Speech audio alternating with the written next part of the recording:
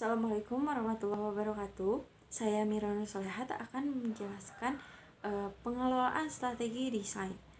Lalu ada pengertian pengelolaan, strategi, dan desain. Pengelolaan atau manajemen merupakan tata kelola atau mengatur suatu organisasi untuk mencapai tujuan tertentu. Lalu strategi merupakan alat untuk mencapai tujuan. Suatu strategi mencakup konsep, kerangka kerja, dan teknik yang dapat digunakan untuk menyusun dan menjalankan strategi secara aktif. Tujuan utama perencanaan strategi adalah agar perusahaan dapat melibatkan secara objektif kondisi-kondisi internal dan eksternal, sehingga perusahaan dapat mengantisipasi perubahan lingkungan eksternal. Lalu ada desain. Manajemen desain adalah disiplin bisnis yang menggunakan manajemen proyek, desain, proses, strategi untuk mengontrol proses kreatif, mendukung budaya kreativitas, dan membangun struktur dan organisasi untuk desain. Lalu, apa itu pengelolaan strategi desain? Sebelumnya, pengertian dari manajemen strategis adalah serangkaian dan tindakan manajerial yang menentukan kinerja perusahaan dalam jangka panjang. Manajemen strategis meliputi pengamatan lingkungan, perusahaan strategi, implementasi strategi, dan evaluasi dan pengendalian. Manajemen strategi menekankan pada pengamatan dan evaluasi peluang dan ancaman lingkungan dengan melihat kekuatan dan kelemahan perusahaan. Lalu ada fungsi dan tujuan manajemen desain adalah mengembangkan dan mempertahankan lingkungan bisnis di mana sebuah organisasi dapat mencapai tujuan strategis melalui desain dan dengan mengelola suatu sistem yang efektif dan efisien. Manajemen desain diharapkan dapat mengelola kualitas dan konsistensi dari desain yang dibuat dan meningkatkan user experience, membuat solusi baru dan membedakan dari pesaing. Dapat disimpulkan, pengelolaan strategi desain merupakan manajemen suatu perusahaan dalam menjalankan dan mengontrol proses dari kinerja perusahaan dalam jangka panjang. Lalu ada langkah-langkah pengelolaan strategi desain. 1. Identifying opportunities for design. Dengan pemahaman dari definisi design thinking, dapat didefinisikan peluang terbaik menurut Naiman adalah untuk menerapkan pemikiran desain, mendefinisikan ulang nilai, menemukan kembali model bisnis, mengubah pasar dan perilaku, perubahan budaya organisasi, dan masalah yang memengaruhi beragam pemangku kepentingan dan banyak sistem.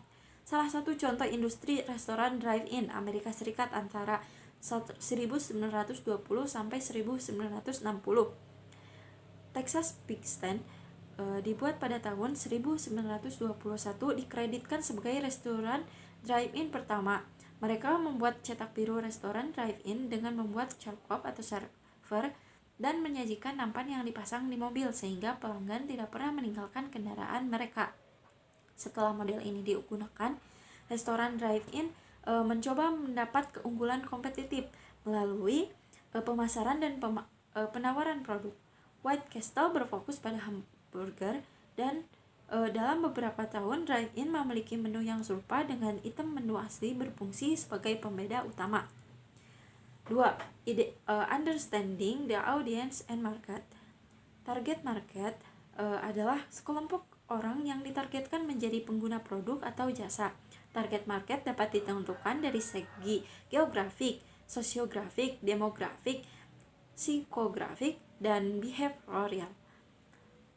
Target audience akan memiliki pengaruh untuk menentukan brand yang akan dibeli. Menurut pakar periklanan Tom Duncan, target audience adalah grup yang memiliki potensi signifikan untuk merespon pesan brand secara positif. Contoh target audience pada McDonald's menciptakan Happy Meal untuk melayani target pasar anak-anak mereka.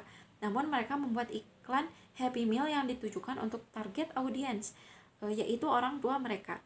Melalui iklan meyakinkan orang tua seperti tidak ada warna buatan, perasa, atau pengawet.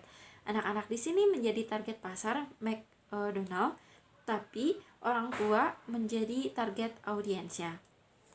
3. Interpreting client and customer needs. Customer behavior atau perilaku konsumen adalah suatu cara maupun aktivitas seseorang berhubungan dengan pencarian, pemilihan, dan pembelian serta penggunaan pengevaluasian suatu produk maupun jasa yang bertujuan untuk memenuhi keinginan serta kebutuhan konsumen. Hal ini juga memberikan pertimbangan konsumen untuk pemilihan suatu barang ataupun jasa, yaitu saat barang berharga jual rendah, proses pengambilan keputusan dilakukan dengan mudah. Sedangkan barang yang memiliki harga jual tinggi, proses pengambilan keputusan dilakukan secara matang. Menurut Veronica Dewi pada tahun 2020. Contohnya pada Netflix. Netflix harus terus berkembang dan menghindari faktor-faktor yang menjadi turun. Dari sana bisa mengetahui kebutuhan klien dan pengguna agar tetap langganan pada Netflix. 4. Auditing the use of design.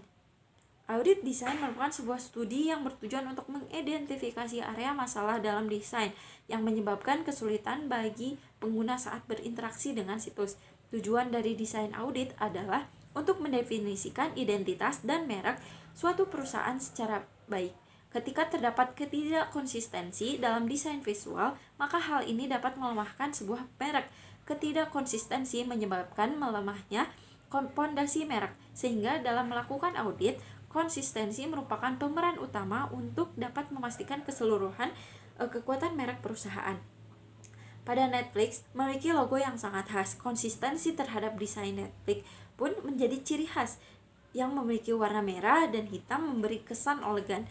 Netflix memiliki kekuatan merek yang menjadi bahan pertimbangan para pengguna untuk menjadi pilihan media streaming. Karakter merek Netflix yang memiliki citra yang kuat dan selalu tampil dengan ciri khas yang konsisten.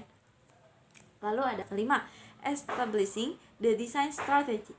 Strategi desain sebagai penentu urusan tindakan yang akan dilaksanakan oleh desainer untuk merealisasikan suatu tujuan yang diinginkan dan menjadi keputusan akhir.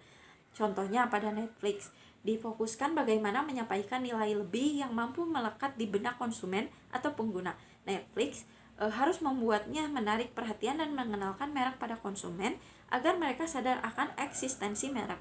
Untuk menjadi merek yang baik dan mampu bertahan di tengah persaingan pasar, maka sebuah merek harus memberikan pengalaman unik dan berbeda pada penggunanya. Pengalaman terhadap merek merupakan pengalaman pribadi yang didapatkan konsumen adalah data kegiatan membeli, penggunaan produk, pelayanan, dan sebagainya. Lalu promoting and selling. The design strategy. Dalam membuat usaha bisnis promosi atau pemasaran merupakan salah satu hal penting yang harus dilakukan untuk menentukan penjualan pada usaha tersebut nantinya.